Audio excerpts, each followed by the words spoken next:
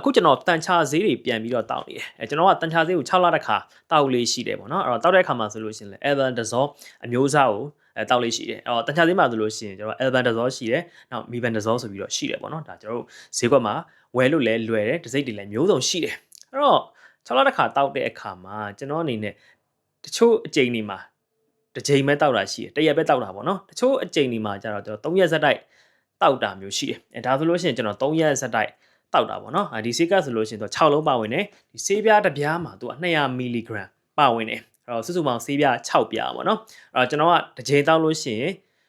400 mg ဖြစ်သွားအောင်တစ်ချိန်တောက်လို့ရှိရင်2လုံးတောက်တယ်အဲ့တော့ဒီမှာဆိုလို့ရှိရင်ကျွန်တော်ဒီဒါဆို1ရက်ဒါဆို2ရက်ဒါဆိုလို့ရှိရင်မနေ့ပြန်တောက်မှာပေါ့နော်ကျွန်တော်2ရက်ကတော့တောက်ပြီးသွားပြီเนาะအဲ့တော့ကျွန်တော်ကအဲ့လိုမျိုးတောက်လေးရှိတယ်ပေါ့နော်တချို့အကြိမ်တွေမှာကျွန်တော်တစ်ချိန်เนาะ400 mg တစ်ချိန်ပဲတောက်တယ်တစ်ခါလေးမှာကျွန်တော်တို့က400 mg ဆေးပြားတပြားတည်းဝယ်လို့ရတယ်ဆိုလို့ရှိရင်400 mg ဆေးပြားတပြားတည်းတောက်လိုက်တာမျိုးလည်းရှိတယ်ပေါ့နော်ဒါကတော့ကျွန်တော်ကဒီ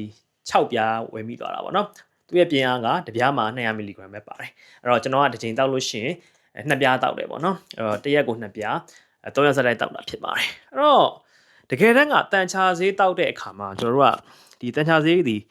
ီဘာပေါ်မူတီလဲဆိုလို့ရှိရင်တန်ကောင်မျိုးစားပေါ်မူတီတယ်တန်ကောင်မျိုးစားပေါ်မူတီပြီးတော့ကျွန်တော်တို့ကဘယ်ဆေးတောက်အောင်မလဲဆိုတော့ဆုံးဖြတ်တာဖြစ်တယ်ပေါ့နော် albendazole လား mebendazole လားပြီးလို့ရှိရင်တခြားတန်ချဈေးလည်းရှိသေးတယ်ဆိုတော့albendazole mebendazole မှာဒီတန်ကောင်အမျိုးစားပေါ်မူတီပြီးတော့ဘယ်နှစ်ရက်တောက်အောင်မလဲဘယ်လောက်ပြင်းအားတောက်အောင်မလဲဒါတွေလည်းရှိသေးတယ်ပေါ့နော်အဲ့တော့ဒါတွေကြတော့ကျွန်တော်ဆရာဝန်နဲ့တေချာတိုင်ပင်ပြီးမှတောက်မှာဖြစ်ပါတယ်ဒီမှာဆိုတော့အများကြီးရေးထားတယ်เนาะအဲ့တော့တချို့တန်ကောင်လေးဆိုလို့ရှိရင်ရက်ကအများကြီးတောက်ရတယ်เนาะပြီးလို့ရှိရင်တစ်နေ့ကို400 mg เนาะ2ကြိမ်တောက်ရတဲ့တန်ကောင်မျိုးစားရအောင်ရှိတယ်เนาะတော်တော်ဆိုးတဲ့တန်ကောင်လေးပေါ့เนาะအဲ့တော့အဲ့လိုတန်ကောင်လေးရှိတယ်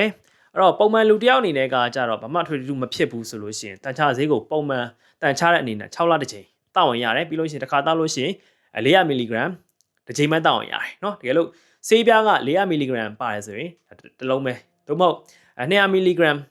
ဆိုလို့ရှိရင်တော့2ပြားတောက်မှာပေါ့နော်အရေးကြီးတဲ့အချက်ကျွန်တော်ပြောချင်တာရှိသေးတယ်တန်ချာဈေးတောက်တဲ့အခါမှာဒီတန်ချာဈေးကိုဆွတ်ယူနိုင်စွမ်းကောင်းအောင်လို့ပေါ့နော်အဲ့တော့ကောင်းကောင်းဆွတ်ယူနိုင်အောင်လို့ဗာနဲ့တွဲပြီးတော့တောက်ရလဲဆိုလို့ရှိရင်သူကအစီပါတဲ့အစားအစာတွေနဲ့တွဲပြီးတော့တောက်ရတယ်ဥပမာပြနွားနုနဲ့တွဲပြီးတောက်လို့ရတယ်သို့မဟုတ်ဒီစီနဲ့ချက်ထားတဲ့ဟင်းပေါ့နော်ဒါတွေနဲ့တွဲပြီးတော့ကိုကစီကြောစားတွေအဲ့လိုဟာမျိုးနဲ့ဒီတန်ချာဈေးကိုတွဲပြီးတော့တောက်မယ်ဆိုရင်တော့သူကဒီတန်ချာဈေးကိုစုပ်ယူတာပို့ပြီးတော့ကောင်းမွန်စီရလို့ဆိုတယ်အဲ့တော့ဆေးအနည်းတွေများရတယ်ပေါ့နော်အဲ့ဒါအရေးကြီးတယ်ပြီးလို့ရှိရင်တန်ချာဈေးကိုကျွန်တော်ဝါစာပေးပေါ့နော်ဝါစာပေးရမှာဖြစ်ပါတယ်ဒါလေးကထပ်ပြီးတော့ကျွန်တော်ဘူးသူဒအနေနဲ့ပြောပြတာဖြစ်ပါတယ်တကယ်လို့ကိုကဤပါလိုက်တယ်ပေါ့နော်အဲ့တော့ဤပါရတဲ့ထဲမှာတန်လုံးကောင်တွေ့ရဆိုရင်တော့ဒါကိုကတစ်ချိန်ပဲတောက်အောင်ရတယ်တန်လုံးကောင်ကတော့အကောင်ကတော့ကြီးတယ်ဒါပေမဲ့တန်လုံးကောင်ဒီတိတ်မများဘူးဆိုလို့ရှိရင်ကျွန်တော်ကတစ်ချိန်တောက်ရုံနဲ့ဒီ albendazole တစ်ချိန်တောက်ရုံနဲ့လုံလောက်တယ်ပေါ့နော်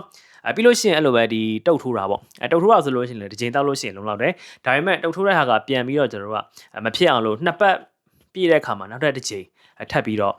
တောက်ဖို့လိုအပ်တယ်ပေါ့နော်ဆိုတော့တုတ်ကပြန်ဖြစ်မှာဆိုလို့ဖြစ်ပါတယ်နောက်တစ်ခုက hot one ပေါ့နော်အဲ့တော့ဒီတန်ကောင်ကသူဂျိတ်ပါတဲ့တန်ကောင်လေးပေါ့ဆိုတော့အဲ့ဒီဟာဆိုလို့ရှိရင်လည်းတစ်ချိန်ပဲတောက်ရင်လုံလောက်တယ်ပေါ့နော်တချို့တန်ကောင်တွေကတော့မရဘူး